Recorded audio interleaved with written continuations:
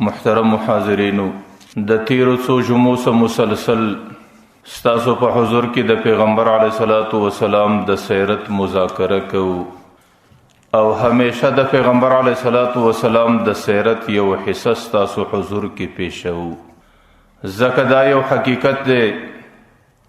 چې د پیغمبر علیه الصلاۃ والسلام په سیرت کې ډیر نور دی، ډیر برکت دی،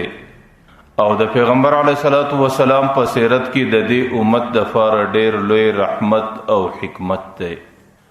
او د پیغمبر علیه الصلاۃ والسلام سیرت د دې امت دپاره ډیر لوی رهنمایي او هدایت دی. ځکه د پیغمبر علیه الصلاۃ والسلام د سیرت په بیانولو باندې د دې امت په انسانانو کې د دې امت د انسانانو په زړو کې د خپل نبی سره محبت راځي، او د پیغمبر علیه الصلاۃ والسلام محبت دا د دې امت د انسانانو دپاره د ایمان د کمال علامه ده. که چیرې د دې امتی د خپل پیغمبر سره په کامله طریقه باندې محبت نه وي، نو د هغې ایمان کمال ته نسي رسېدلی، هغه امتی د کامل ایمان مالک جوړېدلی نسي، چې در څو پورې د هغې د خپل نبی او د خپل پیغمبر سره په کامله طریقه باندې محبت او مینه نه وي. لکه پیغمبر علیه الصلاۃ والسلام حدیث مبارک په دې باره کې راځي، لا یؤمن احدکم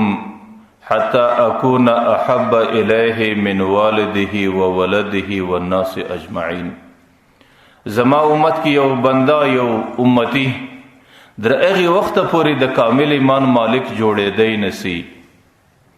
چې در څو پورې هغې ته زه در مور و پلار، هغې ته زه در اولاد، هغې ته زه د ټوله انسانیت څخه زیات محبوب او ګران نه وګرځم، چې د ټوله انسانیت سره زیات د هغې زما سره مینه او محبت پیدا نسی، در هغې وخته پورې دی د کامل ایمان مالک جوړېدی نسی. حضرت عمر رضی الله عنه چې کله دا اوري، ورته یې د الله رسوله، د الله په ذات مې قسم چې در خپل مور و پلار خو ډېر راته محبوبې،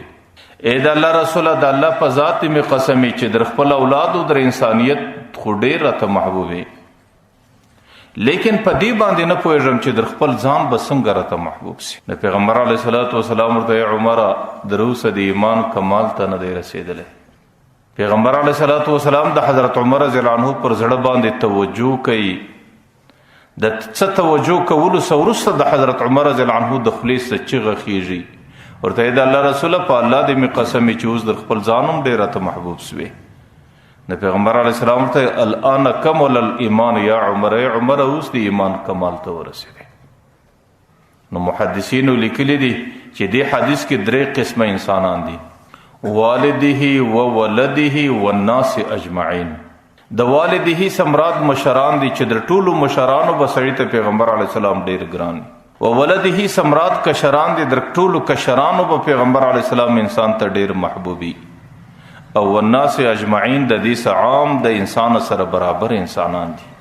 نو چې د ټوله انسانیت څخه پیغمبر علیه السلام یو امتی ته ډېر محبوب وګرځي، د هغې څه وروسته بیا د هغه امتی ایمان کامل بلل کیږي،